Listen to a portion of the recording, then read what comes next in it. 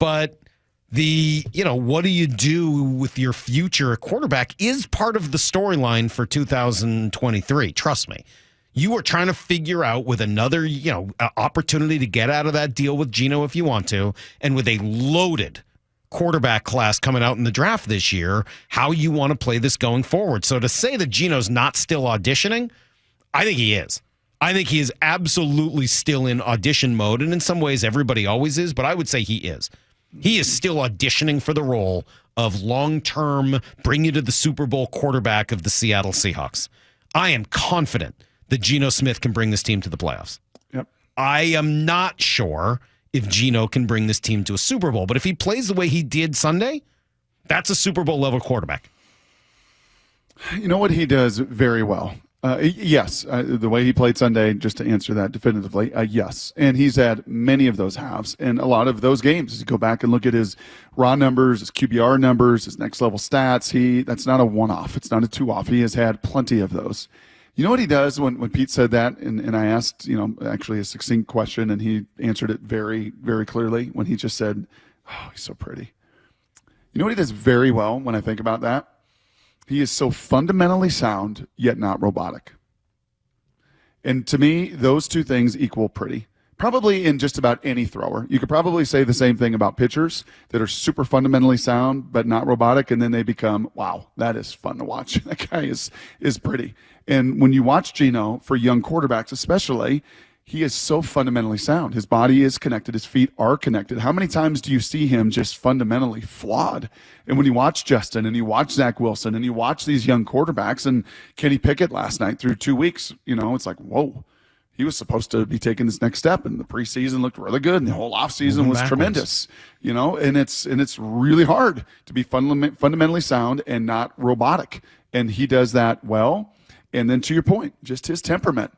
Just his self-belief and confidence. Mm-hmm. It is just one of those very hard to quantify. But when it's there, and it's largely been there, others do tend to follow. All right, so Brock, here's what I got. Here's what it leads to, and it's too early for this conversation. I'm only bringing it up now because I think that everything that happens between now and April kind of leads up to this. Okay. Seahawks finish second in the NFC West to San Francisco. Okay. They make a wild card. They win a wild card game. They go on the road in week 2 of the playoffs and lose. Mm-hmm. They end up with the 22nd pick in the draft, something like that, right? Somewhere around there. Mm-hmm. And it comes to you. And you've got some of those quarterbacks on the board. All right, maybe not the guys at the top, Caleb Williams, et cetera. Maybe it's Michael Penix. Maybe it's the guy you like from Michigan. Maybe whatever. Mm-hmm. There's a guy there at 22 that you like. Are you taking him? Yeah, I think you can take him. I mean, obviously, it's dependent on Geno's play and everything else, and does he exceed the previous year's expectations? But man, the recipe has kind of been out there. Instead of throwing these young guys in the total fire, to actually have an Alex Smith groom Patrick Mahomes, to actually have a Russell Wilson groom Geno Smith, as crazy as that sounds, to have a Ryan Fitzmagic groom Tua, right? Some of these that feel like a little bit more stable footing, yeah, it is sure nice to actually have a guy there that is the leader. But what if you truly believe Geno can take you to a Super Bowl and you're a defensive lineman away and that person's available? Then you go get that defensive lineman. Then you go get that defensive lineman. This year you showed at 5, and even with your next pick, you're not prisoner to have to take in a quarterback.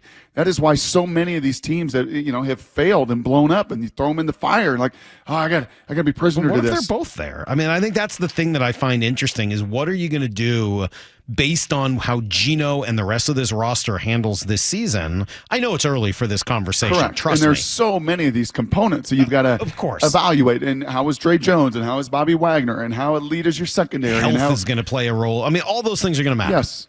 But you can start to look ahead at sort of what's at stake. It's not just how well you do this season. I don't think most people believe that even if they're better, this team is going to win a Super Bowl this year. Mm-hmm. Right? That doesn't mean they're not a good team. And they could. I mean, look, anything can happen. I'm not like going to be one of those, we can't do it type of haters. But yep. I don't think the prediction for most people is that the Seahawks are going to make or win the Super Bowl this year.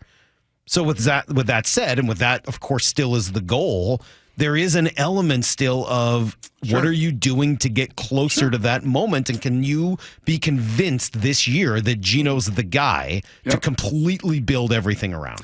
Yeah, I think the great thing about this, and you framed it 2 or 3 times, it's early. It's early. It's early. I mean, it's never too early to have a quarterback conversation in any market because that is one that largely everybody has an opinion on. But, the next 15 weeks will dictate so much of this. And it is so important that his contract is right there for the journey. If he plays great, if he does what he did Sunday and he continues to play at an elite level and his numbers are off the charts and he hits 70%, right? He gets escalators and bumps, but it's not to 70 million. It didn't cripple your team. It doesn't destroy your roster. With a cap that's growing, some numbers coming off of it, you will still have flexibility, which is really and versatility, what John and crew in the salary cap side of the building have done phenomenally well to give themselves opportunity to have, powders, they like to say, to make those moves. So, yeah, I can't say it enough. I said it a week ago or 2 weeks ago with the onset of so many of these spectacular college quarterbacks that, man, Geno's deal is a grand slam.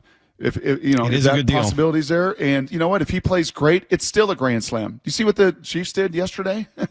Renegotiating Mahomes' contract to bump up his guaranteed money to $250-some million over the next few. That's where a lot of these teams are. And Herbert's getting $200 million, and Burrow's getting $200 million. Those things are true, but also the Chiefs are a Super Bowl contender, and the Seahawks really aren't at the moment. So, yes, there is a lot of value to doing it the way you did it. I give them a ton of credit. But if the opportunity is there to get somebody that you think is going to be Patrick Mahomes, where do you go with that now?